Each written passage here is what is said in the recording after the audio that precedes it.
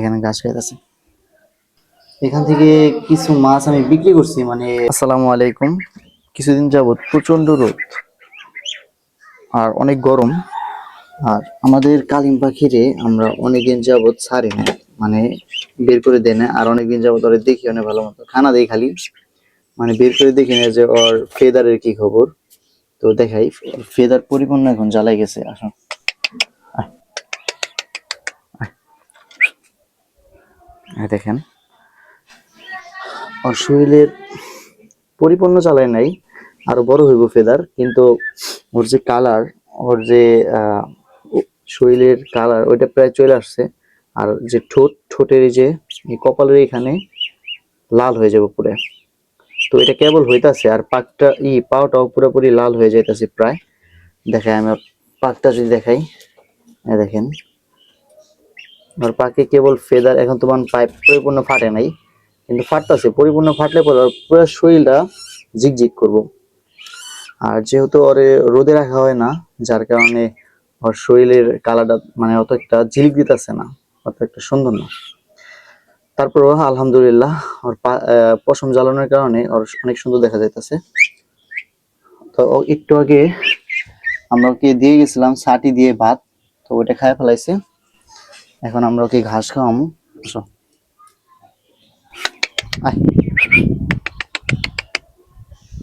আর তো ছোট আসলে পরে ডাক দিলে পরে লগে লগে দৌড় দেয় খানা থাকে, মানে খানা রেখে চলে যেত, কিন্তু এখন আসে না, কারণ অনেকদিন ছাড়া হয় না ওকে।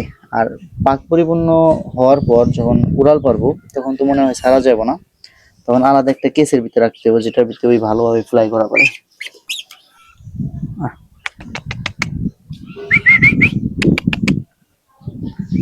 আইসে রে, আজকে অনেক গরম পাকা।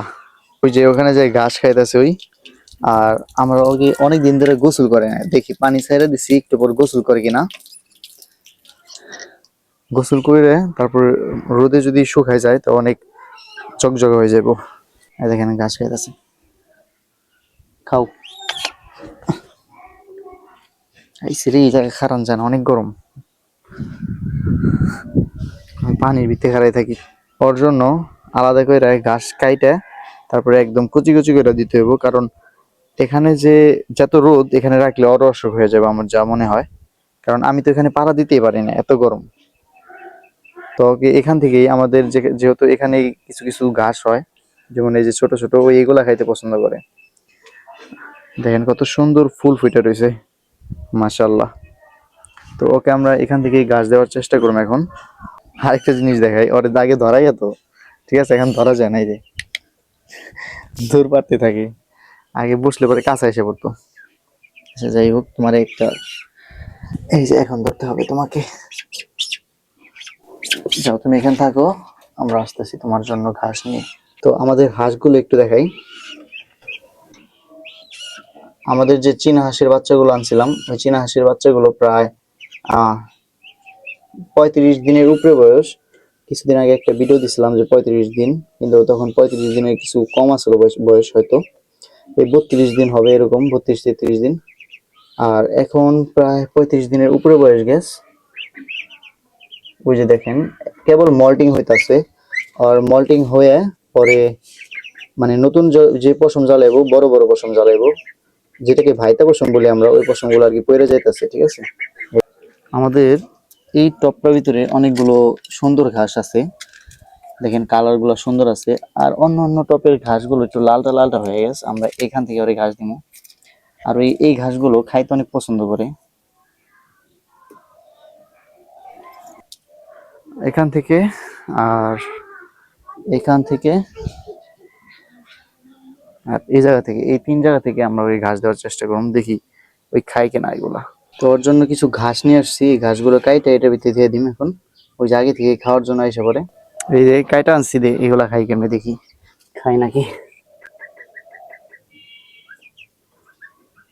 এভাবে দিছি, তাও ওই ছোট ছোট করে খায়। আচ্ছা যাই হোক, এটার সাথে কুড়া মিশাই দিলে হয়তো সুন্দর হইতো। ওর এই জায়গায় খানাগুলো দিয়ে দেই, ঢুকে রাখি, কারণ বাইরে থাকলে অসুখ, যে রোদ। এর সাথে আমাদের মাছের বাচ্চাগুলো দেখাই। এই যে এখান থেকে কিছু মাছ আমি বিক্রি করছি, মানে ছোট ছোট পোলাপানরা এসে নিয়ে গেছে। ওই যে কালার এসে পড়ছে, নিয়েছে, ভালোভাবে দেখা যায় না অবশ্য। ওই যে, ভালো বড় হয়ে গেছে, আর এখানগুলো গুলো বড় হয়ে গেছে, কালার এসে পড়ছে।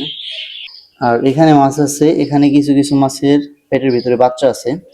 ওই মাছগুলো আমরা আজকে সরাই দিব। এই যে একটা দেখা যায়, এটার পেটে বাচ্চা আছে।